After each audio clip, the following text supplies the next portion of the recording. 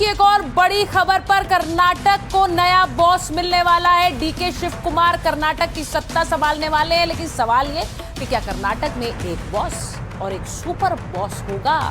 ये मैं क्यों कह रही हूं, ये आपको आगे बताती हूं। सबसे पहले आपको तस्वीरें दिखाती हूं। आज सुबह सुबह सिद्धरमैया ने एक ब्रेकफास्ट मीटिंग बुलाई और इस ब्रेकफास्ट मीटिंग में उन्होंने ऐलान कर दिया कि वो इस्तीफा देने जा रहे हैं। वो कर्नाटक में मुख्यमंत्री अब नहीं रहेंगे। तो आप बगल में देखिए, डीके शिव कुमार बैठे हैं और इस तरफ सिद्धरमैया बैठे हैं। अब थाली में सब कुछ परोसा हुआ है, लेकिन दोनों नेता दोनों अलग अलग तरफ देख रहे हैं। अब एक कार्यकाल और दो मुख्यमंत्री जब होते हैं तो शायद इसी तरह की तस्वीर होती है। ये ब्रेकफास्ट मीटिंग में सिद्धरमैया ने ऐलान किया कि वो स्टेप डाउन करेंगे, यानी मुख्यमंत्री के पद पर नहीं रहेंगे।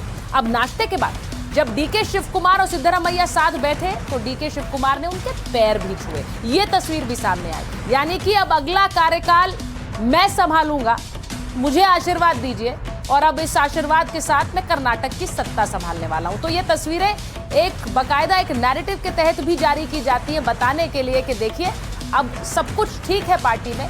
सिद्धरमैया मान गए हैं और डीके शिव कुमार अब पार्टी की कमान संभालने वाले हैं कर्नाटक में। डीके शिव कुमार मुख्यमंत्री बनने वाले हैं, वो गद्दी खाली करने वाले सिद्धरमैया से हाथ मिला रहे हैं। ये तस्वीर भी देख लीजिए। अब ये जैसे ये संदेश दे रहे हो कि कोई मनमुटाव नहीं है, सब कुछ ठीक है, ऑल इज वेल। और ये इसलिए देना जरूरी है क्योंकि बार बार ये अटकलें लग रही थी कि कर्नाटक में अगर सत्ता परिवर्तन होगा, सत्ता हस्तांतरण होगा, तो कहीं कोई मनमुटाव या फिर दो वॉर फ्रंट्स ना खुल जाए। तो इसीलिए जैसा मैंने कहा कि बकायदा एक स्ट्रैटेजी के तहत इस तरह की तस्वीरें जारी भी की जाती हैं। अब कौन है कर्नाटक के होने वाले नए बॉस? डीके शिव कुमार कर्नाटक के कांग्रेस अध्यक्ष और उप मुख्यमंत्री रहे हैं। सियासी रसूख वाले वोकलिंगा समुदाय से आते हैं डीके शिव कुमार। कर्नाटक में वोकलिंगा समुदाय के 12% वोटर हैं। संगठन और सत्ता पर बहुत मजबूत पकड़ रखते हैं डीके शिव कुमार। राहुल गांधी के भी और प्रियंका गांधी के भी करीबी माने जाते हैं। कांग्रेस के जो रणनीतिकार हैं उनमें इनकी गिनती होती है। कहा गया कि कर्नाटक में जो बड़ी जीत हुई उसमें इनकी स्ट्रैटेजी, इनकी रणनीति का एक बड़ा रोल था। कर्नाटक में कांग्रेस के संकट मोचक भी माने जाते हैं। अब 2019 में कांग्रेस के विधायकों ने बगावत की थी तो डीके ने की थी क्राइसिस मैनेजमेंट की कोशिश। सरकार गई पर डीके ने हाईकमान का भरोसा जीत लिया।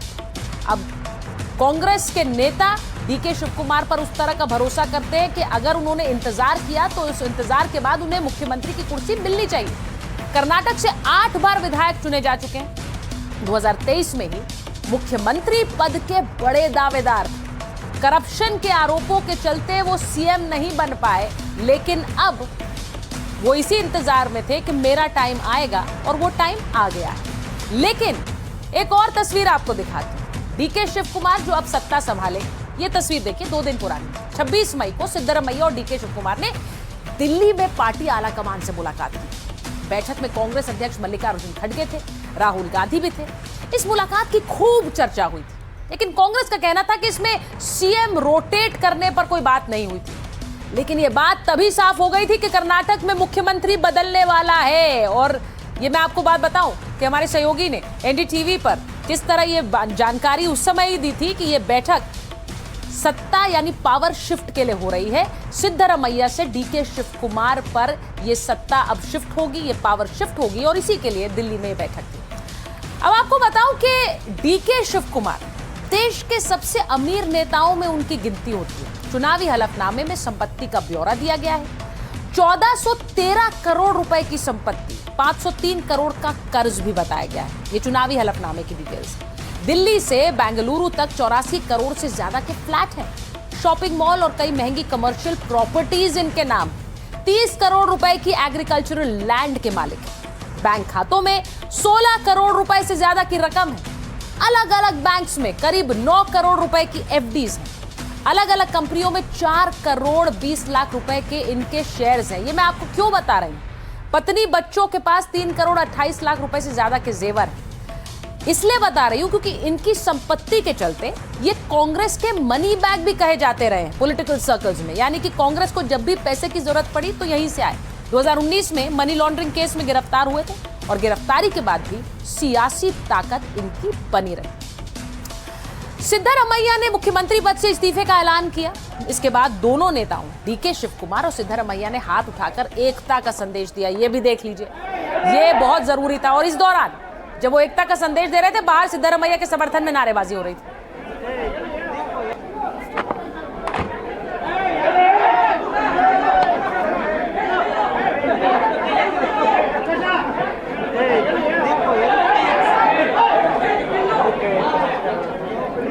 हाथ उठाकर एकता का संदेश दे रहे हैं कर्नाटक में सिद्धारमैया और डीके शिव कुमार। अच्छा, ये तस्वीर कांग्रेस आलाकमान को बहुत पसंद आएगी और क्योंकि इससे एक संदेश जा रहा है कि पार्टी एकजुट है। आपको ये बताऊं कि पार्टी एकजुट का ये संदेश तो दे दिया है, लेकिन क्या कर्नाटक में 2 पावर सेंटर्स होंगे? कुर्सी छोड़ने पर भी सिद्धारमैया का दबदबा बना रहेगा। सिद्धारमैया क्योंकि मुसलमानों, पिछड़ों और दलितों में बहुत लोकप्रिय हैं, इसी दम पर पावर शेयरिंग से वो इनकार करते रहे थे, क्योंकि उनका ये स्पष्ट कहना था कि जो सत्ता आई कर्नाटक में, उसका एक बड़ा कारण वो खुद है। तय समय से 6 महीने ज्यादा तक वो सीएम भी रहे। 136 में से 100 एमएलए सिद्धा कैंप के बताए जाते हैं। ये सारे अचानक शिव कुमार कैंप में शिफ्ट नहीं होने वाले, यानी नीतिगत फैसलों में सिद्धारमैया का दखल बना रहेगा। कर्नाटक में 2028 में विधानसभा के चुनाव होने हैं। टिकट बंटवारा सिद्धारमैया की सहमति बिना बहुत मुश्किल होगा। अब बड़े प्रशासनिक पद पर सिद्धारमैया के भरोसेमंद बने हुए हैं और ऐसा लगता है कि वो बने रहेंगे, क्योंकि सिद्धारमैया ने जब कुर्सी छोड़ी है तो ये कहा जा रहा है कि उन्होंने बहुत स्पष्टता से ये बात कह दी है कि उनके पसंद के लोग सरकार में रहने चाहिए। यहां तक कि ये भी कहा है कि एक डिप्टी सीएम उनकी पसंद का होना चाहिए। प्रशासन से सिद्धारमैया का असर तुरंत अभी खत्म भी नहीं होने वाला है। सिद्धारमैया राज्यसभा भेजे जाने से इनकार कर चुके हैं। उन्होंने स्पष्ट कह दिया, मैं दिल्ली की राजनीति में अब कोई इंटरेस्ट नहीं रखता हूं। आलाकमान को बता चुके हैं कि वो कर्नाटक में ही रहेंगे। कर्नाटक में रहकर सरकार पर नजर रखना चाहते हैं।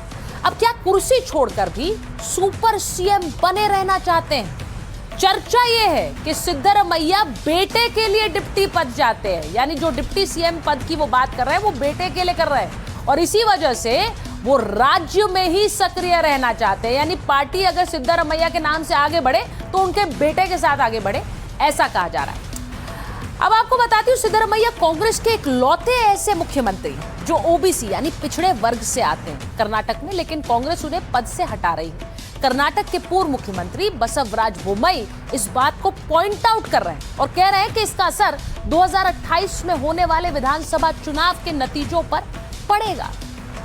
Certainly it will have impact on Congress party as well as in electoral politics of Karnataka. Especially the backward classes will go against the Congress, and it is a betrayal of backward classes by Congress party, especially Rahul Gandhi. He has been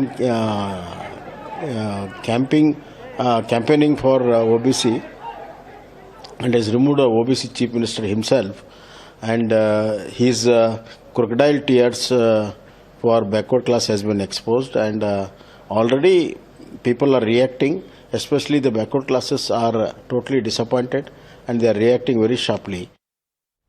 तो बसवराज बोम्मई कह रहे हैं कि कांग्रेस को इसका बहुत नुकसान होने वाला है, क्योंकि उन्होंने कैसे एक पिछड़े जाति के नेता को सीएम पद से हटा दिया और संदेश बुरा गया है, लोग नाराज हैं। अब आपको ये बताऊं कि कांग्रेस पार्टी के अंदर जहां जहां राज्य में 2 पावर सेंटर्स रहे हैं, यानी कि 2 कद के ऐसे नेता जो आमने सामने हो गए, वहां कांग्रेस ने सत्ता गंवाई। आपको बताती हूं क्यों कह रही हूं। पंजाब में 2021 में नवजोत सिंह सिद्धू वर्सेस कैप्टन अमरिंदर सिंह हुआ था। हर्ष क्या हुआ? सत्ता से बाहर चले गए पंजाब में। वहीं हरियाणा में 2019 में भूपेंद्र सिंह हुड्डा वर्सेस रणदीप सुरजेवाला, वहां भी हर्ष यही हो, हरियाणा में चुनाव हारकर सत्ता से बाहर हुए। मध्य प्रदेश में कमलनाथ वर्सेस ज्योतिरादित्य सिंधिया था। कांग्रेस चुनाव जीती थी, लेकिन इस खेमेबाजी की वजह से कैसे ज्योतिरादित्य सिंधिया ने पार्टी बदल ली और वो चले गए बीजेपी में, और वहां नुकसान हो गया, सत्ता गंवा दी। राजस्थान में अशोक गहलोत वर्सेस सचिन पायलट, कितनी चर्चा हुई, कितनी बयानबाजी हुई, मनाने की कवायद हुई, लेकिन तब भी अब राजस्थान में सत्ता हाथ से चली गई। और छत्तीसगढ़ 2018 भूपेश बघेल वर्सेस टीएस सिंहदेव, वहां पर भी कुछ इसी तरह का हाल हुआ। और असम 2016 जब हिमंत बिस्व शर्मा थे पार्टी के अंदर, तब तरुण गोगोई वर्सेस हिमंत बिस्व शर्मा, और जिसकी वजह से पार्टी भी छोड़ी और उसके बाद अब असम में बीजेपी के सबसे बड़े धुरंधर बनकर नॉर्थ ईस्ट के लिए उभरे हैं हिमंत बिस्व शर्मा। तो आपने समझा कांग्रेस के लिए ये कितनी बड़ी एक चैलेंज हो सकती है। और अब बात करती हूं आज की एक और बड़ी खबर की। ट्विशा केस में पूर्व जज गिरिबाला सिंह पर गाज गिरी है। गिरिबाला सिंह को गिरफ्तार कर लिया गया है। ये आज की बड़ी खबर थी क्योंकि पिछले कई दिनों से गिरिबाला सिंह, ये जो तस्वीरें आप देख रहे हैं, पूर्व जज गिरिबाला सिंह को गिरफ्तार किया और सीबीआई उनसे घंटों पूछताछ कर रही थी और उसके बाद आखिरकार गिरिबाला को अरेस्ट कर लिया गया। ये तस्वीरें आई गिरिबाला सिंह की। उनके घर पर मीडिया का जवाब बड़ा था, सिक्योरिटी बड़ी हुई थी क्योंकि सबको लग रहा था कि इस मामले में गाज गिरिबाला सिंह पर गिर सकती है। गिरिबाला सिंह इस वक्त गाड़ी में मौजूद है।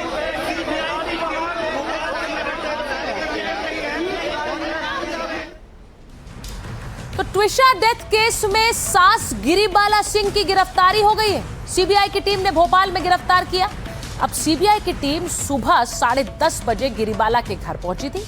गिरिबाला के घर पहुंची टीम में सीबीआई के 3 अफसर थे। गिरिबाला के वकील इनोश जॉर्ज भी वहां पहुंच गए जैसे ही सीबीआई की टीम पहुंची। अब सीबीआई ने गिरिबाला से सवाल जवाब करना शुरू किया। घर का एक डिजिटल नक्शा बनाया। इसके बाद गिरिबाला सिंह से सारे सवाल किए गए। भोपाल वाले घर में गिरिबाला से 7 घंटे तक पूछताछ हुई है। गिरिबाला कई सवालों के जवाब दे ही नहीं पा रही थी। ऐसा सूत्र बता रहे हैं कि वो सवालों के जवाब नहीं दे पाए। लंबी पूछताछ इसी वजह से हो गई और इस लंबी पूछताछ के बाद आखिरकार गिरिबाला को सीबीआई ने अरेस्ट कर लिया। सीबीआई टीम गिरिबाला को कल अदालत में पेश करने वाली है। गिरिबाला सिंह पर सबूत छिपाने और मिटाने दोनों के ही आरोप लग रहे हैं। मध्य प्रदेश हाईकोर्ट ने उनकी अग्रिम जमानत याचिका भी खारिज कर दी थी, जिसके बाद से यह कहा जा रहा था कि अब कभी भी गिरफ्तार हो सकती हैं।